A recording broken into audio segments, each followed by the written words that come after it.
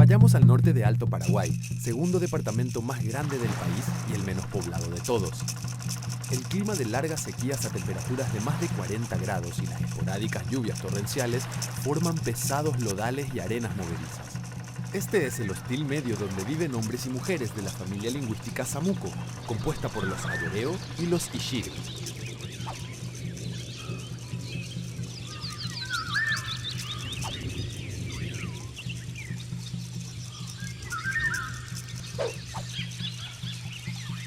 En guaraní les llamaban pitayobay o doble talón, a causa del calzado de piel de tapir que utilizaban.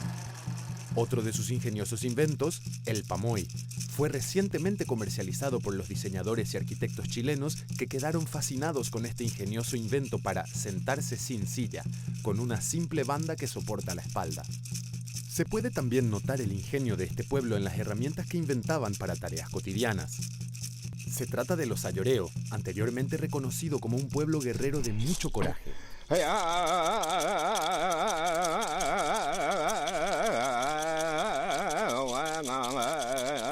Todavía existe en el Chaco un grupo reducido de ayoreos selvícolas que deambulan en busca de recursos.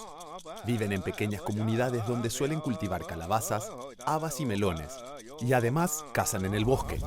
Las grandes tortugas, los cerdos salvajes y la abundante miel silvestre son alimentos muy preciados. Suelen confeccionar collares, pendientes y accesorios de las plumas, caracolas y caparazones de los animales que cazan. A la autoridad más importante, el cacique, se lo llama azuté, y a su cargo está la proyección de la comunidad y además tiene un gran peso en la toma de decisiones. Otra figura importante es el Dajisnay. Es mago médico adivino y brujo a la vez. A diferencia de otros grupos, el Dajisnay ayoreo no usa hierbas medicinales. Su actividad se basa en la palabra, los cantos terapéuticos y los soplos bucales. Para los ayoreo, la mujer no es considerada inferior al hombre. Su opinión y juicio tienen mucha importancia en la comunidad y su principal ser mitológico es una mujer. Los relatos ayoreos hablan de una poderosa y malévola chamán, Asojná, que fue asesinada varias veces, pero siempre resucitaba, hasta que finalmente decidió transformarse en un chotacabras. El ritual ayoreo más importante lleva el nombre de esta chamán, y el primer canto del chotacabras anuncia la llegada de la estación lluviosa y un mes de celebraciones y festejos. La ceremonia anual de Asojná establece la renovación cíclica de la naturaleza y del mundo social. En el ritual, salen los adultos al amanecer llevando instrumentos de caza y recolección, y en su camino se detienen para invocar a Asojná, pidiendo su bendición.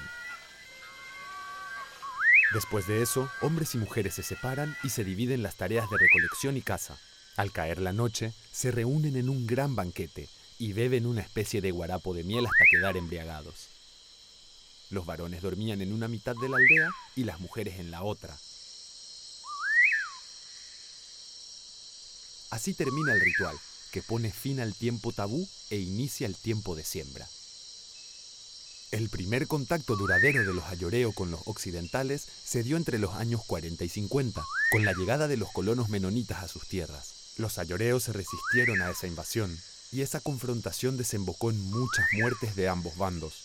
En 1946, Chase Sardi, en su primer viaje al Chaco, tuvo información en el comando del territorio militar del Chaco que se daba como premio la baja del servicio militar obligatorio al soldado que mataba a un ayoreo. Estos fuertes enfrentamientos solo generaban cada vez más y más violencia como forma de represalia de ambas partes. Entre 1979 y 1986, la misión evangélica fundamentalista estadounidense Nuevas Tribus se instaló en el Paraguay con el objetivo de evangelizar a los indígenas, lo que terminó en la matanza de muchos ayoreos y la supresión de sus rituales. El contacto de los ayoreo con los occidentales, además de ocasionar una transculturación, ocasionó la transmisión de enfermedades como gripe o sarampión, a los que los originarios no habían desarrollado inmunidad, derivando en muertes masivas. Actualmente, las tierras de ayoreos pertenecen mayoritariamente a terratenientes paraguayos y brasileros, que explotan las riquezas naturales para convertirlas en campos de cultivo y ganadería. Por ese motivo, los ayoreo llaman a los tractores bestias con piel de metal.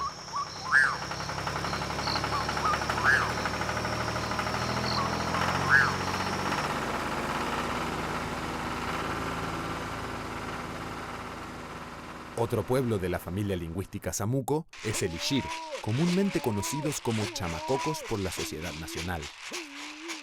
Por su ubicación fronteriza con Bolivia, durante la Guerra del Chaco, los Ishir ayudaron a los soldados paraguayos en la lucha contra los bolivianos, pero cuando terminó la guerra, perdieron sus territorios y tuvieron que negociar la supervivencia de la etnia con los colonos y nuevos terratenientes paraguayos. Los Ishir se encuentran distribuidos en dos grupos, los Tomarajo, tradicionalmente habitantes de la selva, y los Eutoso, históricos pobladores de las riberas del río Paraguay.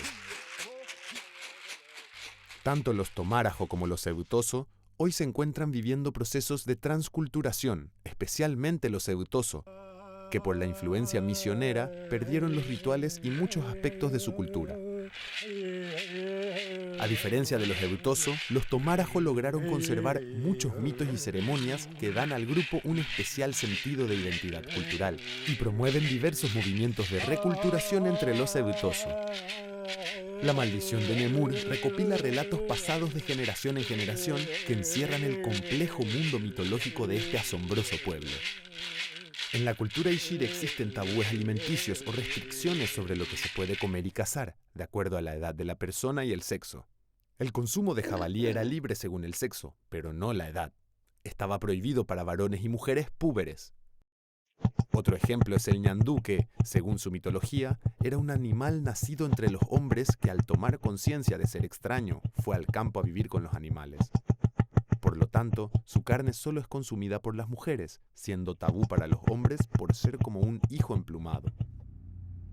Tradicionalmente, al llegar a la pubertad, los varones salen solos al monte y regresan cuando cazan algún animal, el cual se comparte con la comunidad. Así se convertían en adultos y eran conducidos al Tobish para ser educados en la cultura Ishir, donde les eran revelados ciertos secretos, como el de la extinción de los Anapsoro.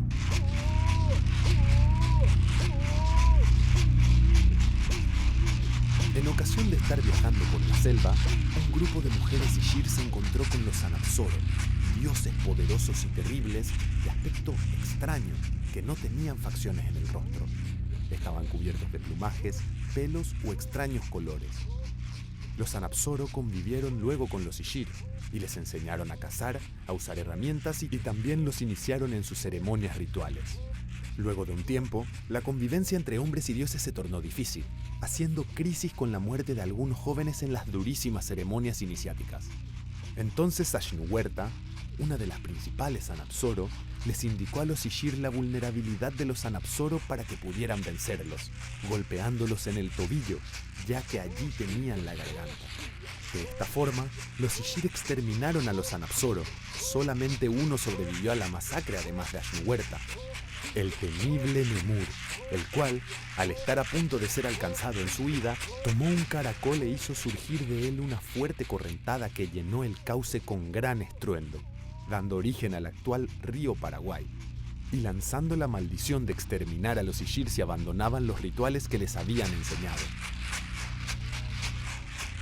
Luego de la matanza, Ashnuhuerta reunió a los hombres Ishir y les dio las indicaciones para sobrevivir a la maldición de Nemur. Las mujeres no deben enterarse de la desaparición de los Anapsoro, y los hombres deberán reemplazarlos en la danza ceremonial, para lo cual Ashnuhuerta formó los clanes, cada uno de los cuales estaba encargado de personificar durante el ritual a uno de los Anapsoro muertos, imitando sus colores, plumajes y comportamiento. Para que las mujeres no se enteren de la desaparición de los Anapsoro, cada tanto algún guerrero se disfraza con una máscara tejida con los tocados de pluma y las dos espadas rituales de madera y se acerca a la aldea por el Tobish-Ibish para asustar a las mujeres y recordarles que ese camino les está vedado. Ante los constantes cambios del entorno, las culturas buscan reacomodarse para sobrevivir al nuevo contexto. Pero más allá de todos los cambios de la vida moderna, existen incógnitas que seguirán sin responderse, como el misterio de la muerte. Ahí es donde los mitos juegan un rol fundamental en ofrecer un camino, un espacio de trascendencia. Son los rituales además los que generan cohesión social, fortalecen los vínculos, renuevan ciclos y recuerdan el legado cultural de un pueblo. Ante todo esto nos preguntamos una vez más, ¿podría un pueblo y su cultura sobrevivir sin sus rituales?